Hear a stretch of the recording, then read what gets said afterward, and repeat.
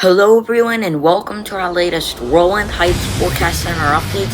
And in this forecast, we're going to discuss the heat dome that is coming to the southwest. And there is some extreme heat that's still undergoing down there. And we're also going to talk about fires that are going on in the Pacific Northwest. So far, this fire season has apparently been horrible, and I've not been able to detect it on radar. So yeah, we got fires going on, and we also are going to talk about the severe weather, but honestly, over the next few days, it's not going to be too severe. I would show you the jet stream over the next week or two, but, I mean, these models are still loading up, so we'll really see where those take us. But what I notice is we're going to enter a zonal pattern for the middle of August, and between now and the middle of August, I think we're entering a zonal pattern in the jet stream, which is going to limit the severe weather. However, I think that this is going to reload eventually, and in the middle of August, a giant trough is about to eject that. Is going to eject that, breaks the zonal pattern, and reignites severe weather across the country. And we're talking, so anything significant is on the table. We're also going to discuss the elevated fire risk over the next few days, and that's going to be for the Rockies. And it's a low risk, but I mean, it's not zero, so we may as well talk about it. And then there's a flooding event that's coming today there in the Midwest, Iowa and Missouri. So yesterday, there was not a lot to talk about. This forecast, there is a lot to talk about. So, well, real quick, I know this is a super long intro, but I need to make a quick apology that I've not been very consistent with my uploads. I've just not had the time to recently, and my last short didn't do so good, but I'm planning on going again. I probably won't be able to be super consistent today, but I do plan on going back to being consistent. I'm hoping that pretty soon I can be more consistent about my uploads. So, without much more to talk about in the super long intro, let's roll the forecast.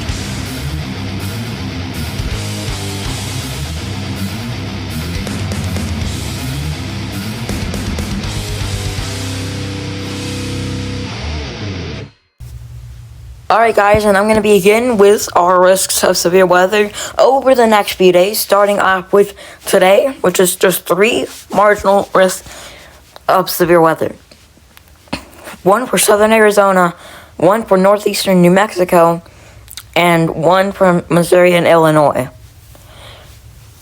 And then we got general thunderstorm risk striped all across the country. So anywhere in the light green can see some thunderstorms. Severe weather is very low though in those areas. And then let's go over the tornado risk, which is a 2% across the Mississippi Valley, stretching from Mexico, Missouri to Galesburg, Illinois, and Princeton, Illinois. And our wind risk is a 5% for this entire area, stretching from Carthage, Missouri, all the way up into what is this? Rochelle, Illinois. There's also a 5% wind risk here for northeastern New Mexico, and a sliver of Texas, sliver of Oklahoma, and so yeah, there's not a lot. And then there's a 5% wind risk here in Arizona, including Safford, Tucson, Sierra Vista, Bisbee, Agua Prieta, I'm pronouncing that wrong, definitely. Yeah, Nogales and Globe, Florence, all those areas under this wind risk. And then our hail risk is just a 5% here in central Missouri, stretching from Carthage up to Mexico and Macon. Alright, and then day 2 right now is another 3 marginal risks of severe weather. Again, a tornado risk tomorrow is non-existent right now. We have 3 5% wind risks, one for Nebraska and South Dakota, another here near the Oklahoma Panhandle, so just to the east of that for wood stretching from Perryton, Texas to Enid, Oklahoma. Don't panic. And then a 5% wind risk stretching here from Orange, Virginia, all the way to Albany, New York. Orange, Virginia. Orange, Virginia. I think we need to start coming up with some better town names. I don't think it's that we don't need a. I don't think that we need to let founders name their towns whatever they want anymore. Because guys, there's literally a county in Missouri called Texas County. You know it's in Texas County? Houston, right here. This is Texas County. There's Houston. There's literally Mineral Springs City. Alright, off topic. Let's go back to the weather. Okay. Hail risk. We have a 5% for Nebraska and South Dakota. So, again, generally, it's a low risk over the next few days. Then day 3 is just a general risk, striped. There's a lot. It's all across the East Coast and Central United States. This is literally everywhere. Dixie Alley, East Coast, Ohio Valley, Midwest, Ozarks, stretching into the Great Plains and the Southwest. I gotta say, at least 50% of the country is under a general risk tomorrow. Not of severe weather, but just generally thunderstorms. Alright, guys, and then we're gonna go over the jet stream, which, again, seems to be going into that zonal pattern. It's not fully taken on that zonal yet, which is why. But I do think that here in a few days, we might see some severe weather event before it breaks into a zonal pattern. And the NAM doesn't go out too far here, so let's go over now these tropical storm risk. Or their tropical disturbances.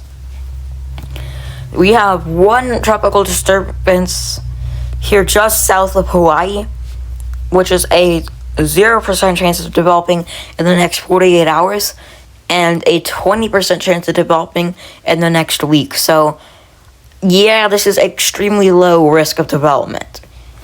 And another risk applies here just to the east of this. Again, there's a full-on 0% chance of development in the next 48 hours and a 20% chance of development in the next week. So, again, I don't think, other than that, there is not a lot to talk about here. And, again, let me go to models here, because I know. Alright, sorry guys, there was a little interruption there. Let's go to GFS, see where it's. And honestly, it's not bad. I think that it's 71%. We got it. Okay. We got it back. So it's not fully done, but it's coming through. So let's go over this tropical risk. Essentially, it's showing nothing. It does show a little bit of something spinning up. This would be very slow moving. Let me see if it's still showing anything for Cuba. It still shows something. One thing I do notice is that this blob of wind is striking another direction. You can barely tell if this is any tropical storm anymore.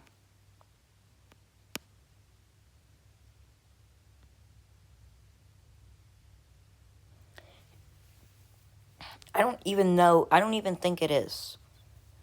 And again, the Atlantic Ocean seems like it's going to stay inactive for a while. DFS just show a little something for me here. But that's like weeks out, so I mean it's impossible to tell.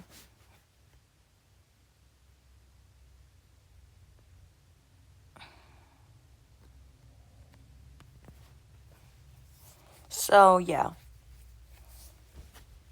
Alright, well, now let's go over our elevated fire risks. So starting off with today's, which is an elevated fire risk for Colorado, Utah, and Wyoming. Those same Colorado and Wyoming are again under that fire risk. For now, Utah, you guys are in the clear. But this goes up into Montana, western North Dakota, and western South Dakota. So, yeah. Now, we do have enough elevated fire risks to talk about it, but definitely not like anything that we just saw. So, I mean, but I would be careful with any matches or any lighters or anything that could spark a fire. Because, I mean, yeah, just be careful. I mean, because you are under a risk. A low one, but you are under one. Apparently, there's actually been wildfires going on here, Washington and Oregon, that I figured out. And that's probably why we got air quality alerts. So, guys, if you are here, we've apparently been seeing fires going on here, which is no surprise, because apparently 2026 has been a terrible year of fires. And so, yeah. So, keep those action plans ready, and hopefully everyone who's involved in these fires are okay. Let me see if I can see this on radar, or anything on radar that might be the fires, because I have seen fires on radar before during a live stream. Could that be a fire? I'm not sure. It's very hard to tell because it's far away from the radar site. So, yeah. Now let's go over the excessive rainfall outlooks, starting off with today, which is a slight risk of excessive rainfall for the Midwest. So, stretching from Topeka, Kansas to Chicago, Illinois, and everywhere in between. And then our day 2 right now is simply a marginal risk of excessive rainfall out here, guys. And then day 3, just same. And then day 4, day 5, yeah, just the same thing. Alright, and now we're going to go over our temperatures. Our apparent temperatures.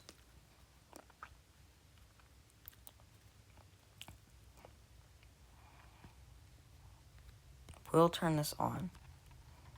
Okay, Alright, I do think that this heat is about to come back at y'all in the Great Plains. It's going to slowly heat up more and more over the next few days. Eventually, we're going to see widespread temperatures up to 105 degrees Fahrenheit. Other isolated locations are likely going to hit that official 110. And then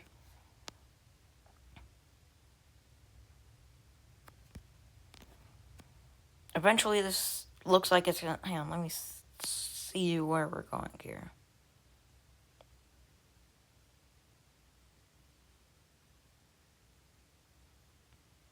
Yeah, it's going to go again.